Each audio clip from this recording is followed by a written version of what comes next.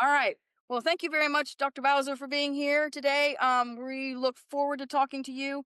I asked Dr. Bowser to be here so that we could really get into the nitty gritty of equipment, machinery, maintenance, engineering, all of the things that seem to occasionally just like, well, that's somebody else's job, right? So, one of the things that you sent some information to me earlier on strengths, you said something about shelf life and extending product shelf life.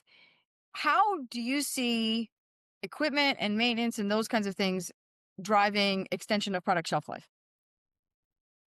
Well, the first thing I see in general is actually product development. So I work with so many small companies, like I mentioned, and they don't have really good tools to assess shelf life. And one of the really important tools I think in the food industry is some type of a texturometer. What I've done in the past is developed a low cost texturometer and put it in the hands of a lot of my clients so they can check mainly hardness and the texture of their products, or they can pull it apart or squish it to see how it's doing, in terms of their criterion. Some of these people, if you can just get a week, a couple of days extra, they're gonna. I mean, it's huge, huge value. And so, some small tweaking and to be able to do an objective test where they can get a quantitative number and then reassess their product, maybe reformulate it a little bit. Even sometimes the ambient temperature storage can be a huge For change sure. that helps out. And so, there's so many people selling these fresher or short-term products, just a couple of days is massive. And then some people like they have what might be called a bulletproof product. It never goes bad, really. You could pull it off the shelf 2 years from now, and it might not taste that good, but it's But certain. it's still safe, Yeah, it's right? very, very safe, right? And so those, if they can get an extra, 2 or 3 months, they're going to be ecstatic too. So I see this as being one issue, and of course, you mentioned hygiene before. That's the biggest part, in my opinion, when it comes to production, is making sure that everything's cleanable, not adding things that are going to really bring that product down sooner. And also, I think that I see a lot more people looking at inert gas atmospheres. Yes, map gassing. Yes, yes. So, and in production and in packaging too, so that Yep. they can really reduce oxidation. Yeah, we see CO2, nitrogen. Want to see that if they are making it on site, we want to make sure that has the right purities and that all of their equipment is using the food grade lubricants and all of those kinds of things. If they're buying it, then you obviously need COC, COA, make sure it's Yes. food grade, pure, and then the equipment itself, maintaining that cleanliness and that kind of thing. But we do see a lot of that coming on, improving that type of stuff. So talk to me about this texturometer. I'm not familiar with that. What types of foods are you using that with? Mainly with things like cookies, muffins, Okay. energy bars, For quality control. yeah, a lot of baked goods. And then, it's been used on just some really weird things, meat products. I had one guy use it on ice. So they were using ice for a special process. A lot of texturometers that you can purchase today are pretty expensive, and they're difficult to understand, to use. It takes a lot of training. And Right. just come up with something. It's just a combination of robotics, real simple robotic pieces, and literally we're just torturing the food. We squash it or stretch it. That's it. And you just have to push a button and you get a number. There you go. And you can work with that number, right? That's right. You can work That's that number. right. It's pretty repeatable because it's just generally you're going to be your muffin, and you have maybe two or three different sizes, and maybe a whole lot of formulations, but basically the same process that test the texture every time. Cool. Are there other new inventions or new things that have come up that you've been able to bring down to a more economical, viable option for small sites that you want to tell us about? Yeah, we're working all the time with especially our small clients that are trying to get into the business. The cost of equipment is so expensive. Stainless steel Crazy. equipment, sanitary, Yep. but unfortunately, it doesn't have to be that way. So it's kind of unfortunate. But some of the companies that are trying to get into, especially meat processing, if we come up with some ideas on dehydrators that are more less expensive, simple. You can build them yourself. Yeah, For your things turkey like that. table. Yes. And Yeah, then it's a I lot think that comes. one thing I'm interested in, I'm working on right now is ways to pasteurize carcasses. So a lot of our clients are pasteurizing carcasses with heat or maybe some Really? type of like a chemical like acid maybe. And That's a requirement for the USDA. And we're just looking at different ways to do it with hot water. That's very, very inexpensive and it's precise. Without cooking it, I guess, huh? Yeah, without cooking it, but certainly to meet the CCPs without having any worries. You getting 5 log reduction? Yes. Cool. Usually, yeah, two to three logs in that range. 2 to 3 logs. Yeah, I think it's three logs. I can't remember exact numbers, but we've been able to get. If we got five, we'd be really happy. Yeah, I bet. Yeah. So here's a question for you. Out there for small dairy, small cheese makers, is there a really good, viable small CIP process or CIP equipment? Absolutely, there is. Yeah, there are. And what that would look like is a single use system, something that doesn't recirculate the fluids back to the CIP spiel. Now, single use is very inexpensive. It's not as complicated. It's very effective, right? And in fact, I mean, it's effective at making waste as well. But Yeah, but that's part of the process, right? it's part of the process. And as you're starting out, it's a great place to start. Do you have any certain brands that you recommend in those areas? No, no, I don't. No. Okay, gotcha. But Um, we got our own. We built our own here, and we tested it in oh, our do you? labs. Yeah, we Oh, have our cool. own system we built, and they're not hard to do really. And I think can be very effective, and Oh, you can very certainly cool. get a lot of used equipment out there too. Oh, right. Good deal. All right. So talk to me about materials.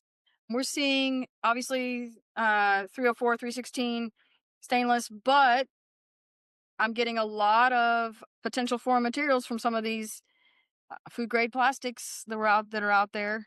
Is there anything new on the market that or any other options that we don't have so much potential leftover foreign materials from what we're seeing right now?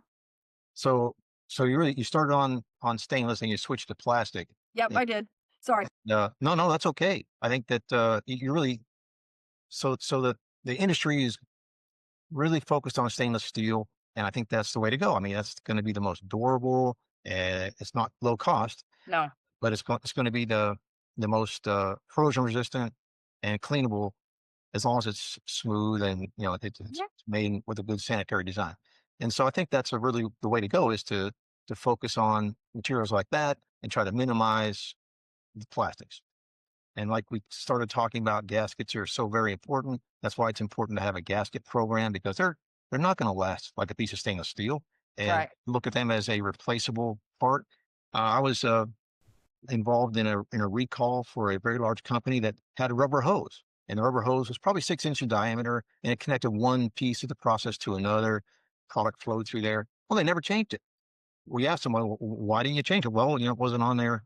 They didn't know really how long it would last. It wasn't on their radar. They have an extremely high level, of food safety and maintenance programs, but sometimes things just get by. And something like a piece of hose that large, an occasion, I guess people don't regard it as a wear part, but every piece of rubber or plastic in your plant is a wear part. It's going to require replacement sometime or another. And so that's the mindset you have to really look at. And like we talked about earlier, you really need that program and something visual to help you see that needs to be replaced on a periodic basis.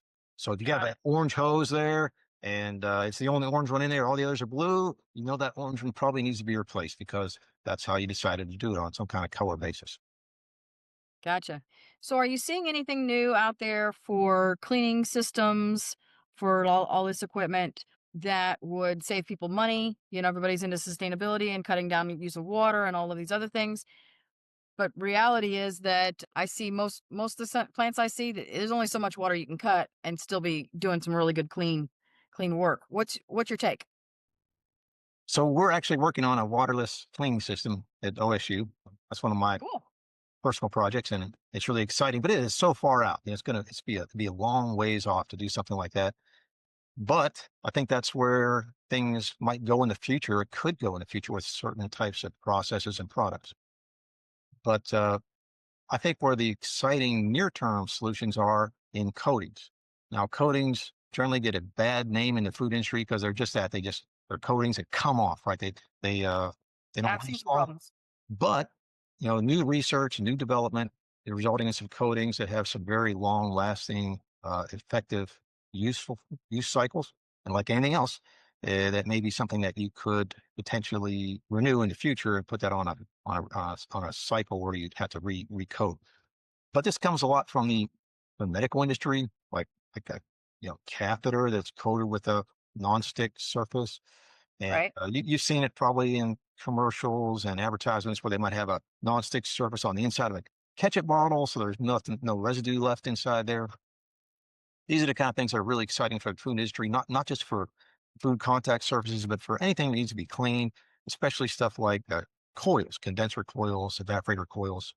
Those things are remarkably inefficient when they're dirty, and so being more self-cleaning and less the dirt won't stick. It's going to be a lot better. So some of these coatings I think are very promising. Some people would say that some of those coatings have turned out to be not as healthy as others would have liked it to be. There's a few, that have maybe some PFAS potential. Been Absolutely, some yes. question. There's been some question related to some Teflons.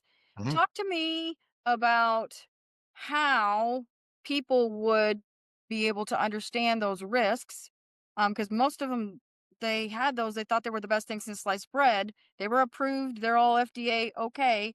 But then, 20 years later, we're finding it that people have got cancer from them or whatever. And so now we have two different sides of the coin as to whether these are appropriate, good, and healthy. There's migration, frankly. They're talking migration with packaging right now. They're talking migration with PFAS. So there are several states now that have some PFAS regulation related to what's going to be in food contact for packaging. And there's, who knows if that's going to go back to some of the coatings that they would have on food contact surfaces. So can we talk about a little bit more about that? You're right. Now I want to make sure that we're separating the packaging from the food contact Oh, surface. yes. Yes, yes. I think that so the the way the industry is going, I don't have the best handle on this, but a lot of like let's say for stainless, we're not talking about necessarily putting a plastic coating on there. We're talking about a steel coating, some sort of Okay. metallic coating, and the shape of it, the design of the sometimes like raised portions of it that are actually designed the angle and the shape so that the liquid particles don't stick. Okay. Those would be more, a higher level. There's certainly coatings like you mentioned, and every coating, as we know, is going to wear off, and we have to be, as you said, just really important to be careful on. It has to be certainly has to be grass. It has to be suitable for human consumption if you're going to put it in there. And with the new grass guidelines, that may be different soon, huh? Should be different, right? And it has to be evolving. And I think it will continue to do that. Yeah. Is there any new information out? I haven't seen it. So, is there any new information out regarding grass for food contact coatings or other things that would be related to the equipment in a facility rather than a packaging? Yeah, I haven't seen that yet, honestly. So I haven't either. yeah, I think But that's the pitch up. And I think but that if it's a niche place where probably facilities can get away with something they want to, but I don't see it happening either because most food processors are really skeptical and very traditional. They aren't going to invest in some kind of slick steel unless they know it's going to work over time. Right. And more people are I think are asking those types of questions like, okay, well, have you had this tested for migrations or something like that? And for new and emerging materials, would you recommend that they be tested for migrations? Oh, absolutely, sure, yeah. Okay. Do most, and this is something I literally don't know. Do most materials get tested for migration? Or do kind of a long term? I know they can't always just do them in process because you can't you don't always know what they're going to be used for. But does the industry have that as a standard process? So if you're looking at like an E-hedge or a 3A type of a scenario where they're outside bodies, you're testing them, they do that. And I don't know if they do that as well as it needs to be done, but they have an eye to that, and they would do it as well as it needs to be done as the requirement, surfaces, right? And so I think that there's certainly some really strong bodies like 3A that will manage that. But there's a lot of equipment that's not going to be subject to those types of approvals or Right. scrutiny, and that's where the issues are going to happen. And boy, oh boy, it's going to be a lot of. I mean, you just don't know what you're getting when it comes from, especially different countries. You can't. They just don't have the same regulations we do. They do not. They Yes. don't. It is that's not the important portions to them. Right. And that's why it's a lot cheaper, frankly, is because they don't have to go through those hoops. And so it is something that I think people have to be considering because there are new regulations coming in, a lot of new like question of chemicals. It seems like that the FDA has taken a kind of a U-turn, or not a U-turn, but a 90-degree turn for potential chemical issues versus more the pathogen side, um, where they were kind of generally going previously. And so it'll be interesting to see how that impacts any regulations related to food contact surfaces for equipment. Have you heard of anything specifically coming down the pike? Not specifically, I have not. Okay, cool.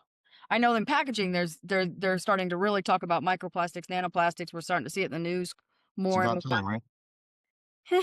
Depends on who you ask, I guess. I think people care enough that that's something that they want to have considered. I'm not so sure that they're ready for the economic impact of that because a good majority of our food is packaged in plastics, and I don't know if we're ready for the food safety impact of that.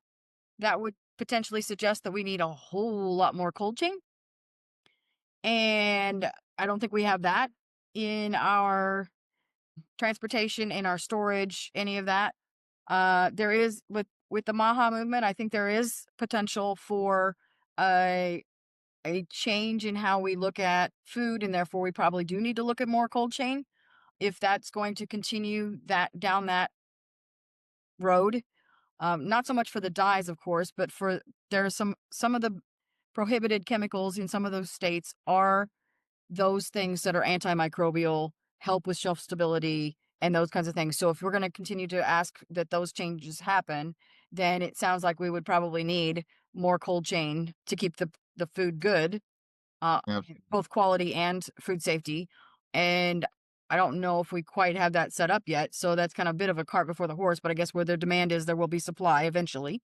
So from an economic standpoint, I think that could impact what we're at. Definitely would impact the auditing and all the other things, but I'm not sure our sites are ready to move to a less shelf stable product. That would change a lot of processes and require a lot more people or more equipment. And I'm not sure if we have the capital in the industry right now to do that. Because that's pretty capital intensive. I think there's a big consumer mindset change that has to happen too, For and sure. and certainly just in the way their pantries organized and their kitchens are, it's going to Yeah. change. If you have more cupboard space and very little refrigerator space or freezer space, Yes. then like how does that work? Right. And in most of those cases, you're talking about either very ready to eat, in which case, we have some really high water activities that can manage pathogens pretty well, or you have much more from scratch. Yes. And which I think is where they're going, where I think where Maha's going. But is our society set up for scratch when most people don't cook anymore? Absolutely not. You hit that right. So that would also impact machinery and equipment on the floor if that's where we're going, I would think. Absolutely, Um, it's true. so because you're really talking about food in a very different format over time. So you had on one of your thoughts about opportunities for improving sites and equipment and infrastructure, site selection. Can you talk a little bit more about site selection when you're looking at if you're going to start a new place or have a new satellite place, how you would look at that? Yeah, yeah. For a greenfield facility, you're looking at a brand new site. there's just a whole host of conditions and thoughts to look at before you make a decision. And I think that more and more these days, and you can see this, it's in the news everywhere. If you look close enough, it's incentives. What you might get, what a company might get to locate in a certain space. And I think those are really important. They're not overlooked, but maybe overlooked by somebody who's new to the industry. Maybe I think that a lot of companies can get a whole lot more than they expect if they know how to bargain and know where to look. Yeah, I've actually had some things backfire in those situations. So I'll I've bet. had I've had some sites where they got those incentives. Unfortunately, the workforce wasn't quite what they thought it was going to be. The utilities were not quite what they thought they were going to be. The regulations were higher.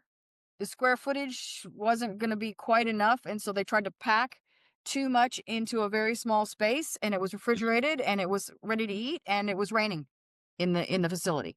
That site has since gone bye bye, and obviously that didn't work on the audit either. Uh, No, but you know, I think you have to think about things like that because in that particular case, it was a new startup. It was a lot of engineers who had engineering did not have food safety, and they didn't have the food safety and quality people involved early on. They didn't take into effect because it was an ag based product. And so they didn't think about the transpiration of the actual product, right? So there, that in and of itself, that breathing, the heat, the cold, the moisture, and all of the extra water that they had to do to clean. And yes, they had way too much yes, equipment in way too small a space, uh-huh. and not nearly enough airflow. And so it became a real problem. And so I think you're right. I think people have to really think about how all of the pieces come together when they do site selection. I also have had people where they tried to refurb old facilities. That can also cause a lot of problems and be very expensive. It can be really expensive. It can be a great way to get started. Can be. It can sure have a lot of problems. And what I see mostly is floor finishes, floor drains. Yep. That's one of the biggest things. And then, like you mentioned earlier, I guess the other two would be power and wastewater. If you're in a space where you can't really dispose of your wastewater, or if you are potentially going to be the largest wastewater producer in the area, that's a lot of warning flags, to look out for. Right. It's just not set up for that, perhaps. Right. Um, that yeah, people will want to go into some places that are maybe just not really made for food Yes. production, which can be refurbished, can be remodeled. But most people don't have a lot of capital when they first get started or first are going into those kinds of places. So they're not really thinking to put their capital towards that. They're putting it toward production or to labor or whatever. And then it can become a problem later, whether it be foreign materials or some other harborage or other things that can cause an outbreak or recall. Um, or just not have a great audit score. It can cause a lot of labor issues when it comes to cleaning, cause a lot of expenses when it comes to maintenance if there's a non-conformance written. And so I think people have to think about those types of things when they're building and looking at, is there's probably a smaller cost to getting something that's maybe closer to what you need to start off with, but then what is the continuous cost of keeping that up over time, especially if it's not a good facility. And what other risk assessments do you have to do? What other greater inspections do you have to do if the landlord is not going to help you keep that facility up? How is that going to work on an audit if you get a nonconformance and you really don't have the ability to make those changes? 100%. I think it all boils down to hygiene and sanitation. And if you can't really do that in your facility, if you can't modify it so it's cleanable, you're just setting yourself up for that future problem. Yeah, it can be quite concerning. I don't always see people doing a good risk assessment in 3D. They'll have gotten a HACCP plan that sort of looked like something else that they found on the web or something, but they don't necessarily walk the floor with their flow chart and their HACCP plan and go, okay, I'm in this space at this process, and what are my risks? Do I have hanging insulation that could have fiberglass in my product? Do I have chipping paint off the ceiling? Do I have, all of these things that people are just not, they're not going into the 3D area and reviewing it for the risks that they have at that time. Do you have a set process of how you look at things when you're going into a to look at infrastructure as well as equipment? I do, and what I'd like to say first is I want to reinforce what you just said. It's really difficult. I think it's difficult for anybody to look at either a 2D drawing. Here's a layout of a building, and Right. I'll put my process. I'm gonna overlay everything in there, and to see that and to visualize that, like you said, in 3D, it's extremely difficult. It's difficult for me, and I've done it for all my life. Some people just don't really have a mind that's there that it's not their strong point to see things in 3D. And so you're Right. right, walking it through, seeing it in person, and kind of going through the steps where people are standing, where conveyors go, where drains Where are. fans are putting air, right? Yes, yeah, exactly right. Those are things that are even being there yourself. It's just difficult. It's really helpful to have someone who's been through that before and knows. If you can bring someone like that on board just for that phase, it's going to save you. I think it's going to save you a tremendous amount. Well, and also that's why, when you're doing your inspections, when you're doing your audits, when you're doing all of your validation verification programs, you want to be there during sanitation to see if the splash is going back up on your conveyor belt. It's one of the most. I just don't understand this, but so many people nowadays are just outsourcing their cleanup, and I mean, they just, turn the keys over to the cleanup crew and come back in the morning and restart. And I just think that is so scary. I don't understand the thought process there. Well, I'll tell you a story about a third party cleanup. So, as an auditor, I always go to sanitation and we always go to pre op. Okay. It's just part of the process. If your auditor doesn't go to sanitation and pre-op, you're not getting your full second set of eyes to make sure that there's things are being done safely. And in fact, management should be doing that as well, right? So Absolutely. one time I was at a pre sanitation, and yes, that meant I went in at 2:30 in the morning, Okay. and they had a third party doing their sanitation, and they had cleaned one area and were cleaning up the belt. So, instead of downstream, they were cleaning upstream, and they were Mhm. standing where they had just cleaned on the belt. On the Yeah. Yeah. Yeah. So obviously they didn't do so hot because people just don't know what they don't know. And I find that when I do look at sanitation, people do not understand food contact surfaces, what a food contact surface is, and how it has to be protected. I think part of that's probably because we don't cook anymore, right? But I think one of the things we miss during training for safety culture and for all the other things is helping people understand what is a food contact surface and how the vectors upon which we can move contamination of any type. And it's about 3D, it's about systems, it's about looking up and around and all of these other things. And if we don't go out there and see it in real life, how would we know if that can happen or not? How would we do investigations? How would we know what kinds of root cause analysis we can do? So I think that's where some people don't always get it, and they miss what they could have been taken care of, which doesn't have to be a nonconformance. So we you just fix it. Just fix it. Train the people that this is what a food contact surface is. Train the people that we don't want splash from the floor, especially right over a drain, back up on the belt. Those kinds of things. But if we don't understand the proximities and the airflow and water flow and people and the fact that they don't understand where and how things could get dirty or contaminated, then we've kind of missed the boat. And so we make all the paper in the world doesn't seem to be fixing the recalls and outbreaks that we're having. So maybe we need to go back to basics and look at equipment and people and training and just being out on the floor. What kinds of things do you have you seen when you're out with your clients that can really that you can give like examples of, hey, you got to look for this. Oh, okay. So we're talking about, you know, about cleaning, for example, but like you said, so it mainly boils down to, I think, most companies they have a policy, they have a procedure. And what I see is it's just not followed. So they have it written down, here's what you're going to do. They're just not doing what's written down. And I think that's one of the most highly cited by the FDA, one of the most highly cited violations is just not following your plan, right? Yeah. That's really, and you hit it, you said it. And I agree. That's what I see the most of. Yeah. Well, and people can write a procedure, Mhm. and that could be the ideal. I don't always see that the written procedures that are the ideal are actually what's viable in their own environment.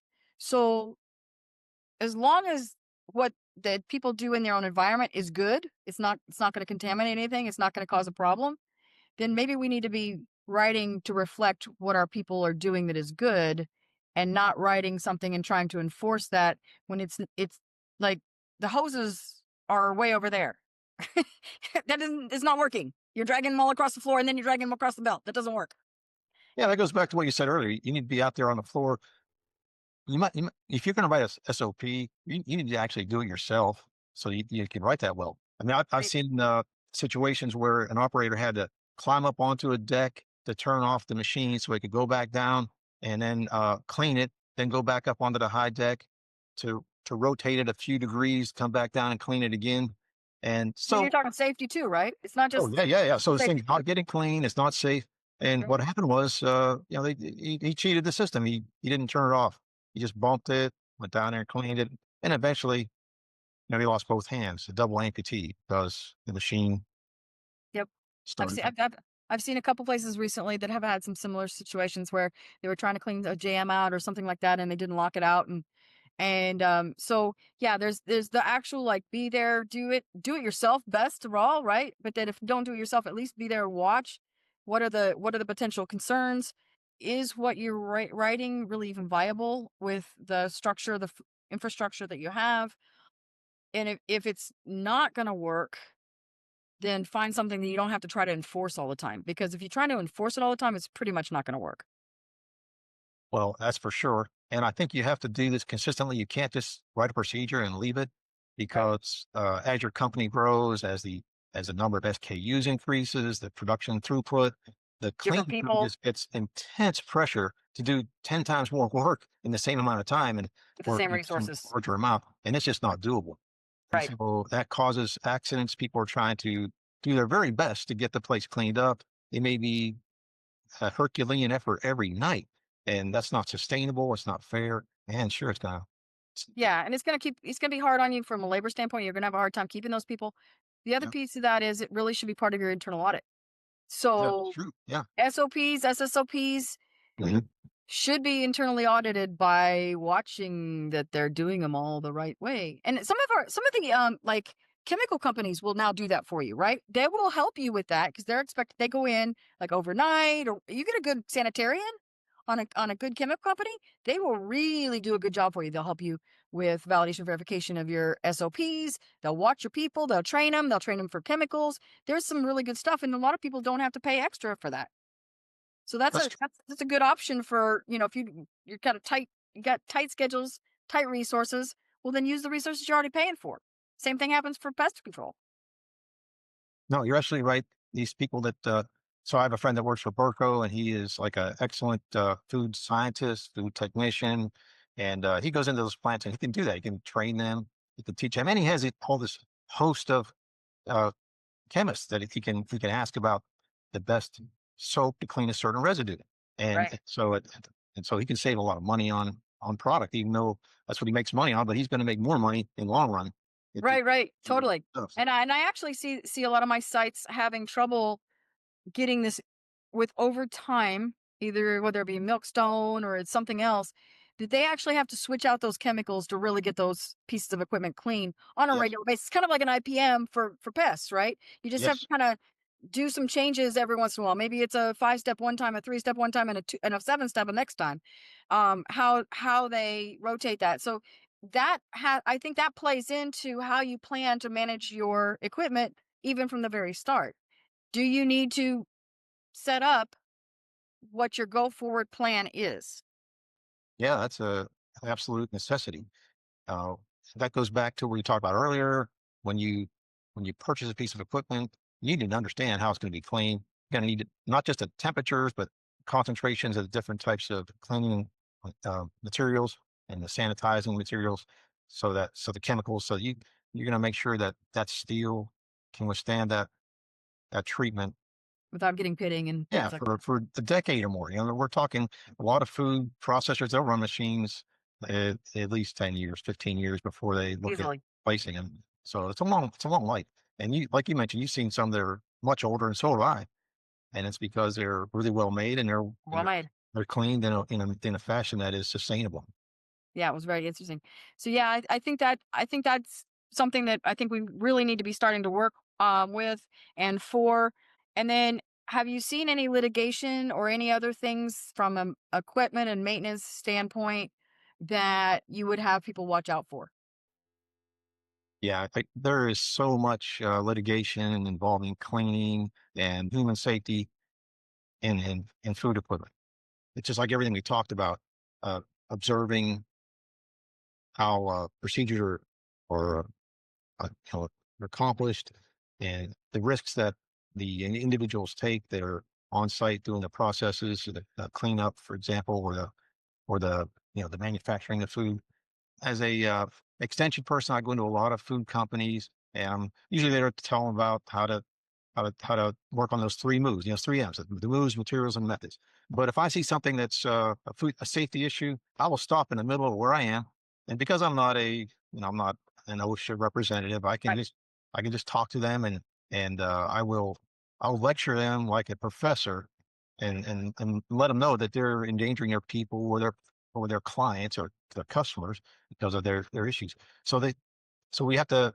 It's good to be doing that on your own, but also inviting outsiders to take a look at things and see how it, like we talked about earlier. So you have that other that new fresh perspective that can look and give you some feedback without having you have to go to jail because you're doing something Right. that's illegal. Right. Well, I've taken a lot of your time today, Dr. Bowser. Would you like to leave the audience with any special, specific, last minute items? I think that there's so much to talk about. Like we talked about earlier, I think some of the main advice probably would be just to develop a plan and stick with it. It's easy to lose focus, to get diverted, to to become more interested in just throughput, which is obviously so important, but Yes. it has to have a good, strong balance, as you know, with quality and safety. Very good. Well, thank you very much for your time today. I'm going to leave with one last point, and that is that the entire HACCP team should probably be on any review of changes to a piece of equipment or infrastructure, including the quality folks, the food safety folks, the safety folks, operations, of course, and maintenance, and any utilities folks that might be involved, any consultants that you need. I feel like if we had a thorough review on the front end, we'd have a whole lot less problems on the back end, and that your business would be safe from potential outbreaks, recalls, brand damage, and job loss if we do it right from the very, very first, including being out on the floor for those reviews. So I thank you so much, Dr. Bowser, for your time today. Thank Thank you you. for your commitment to food safety and to Oklahoma.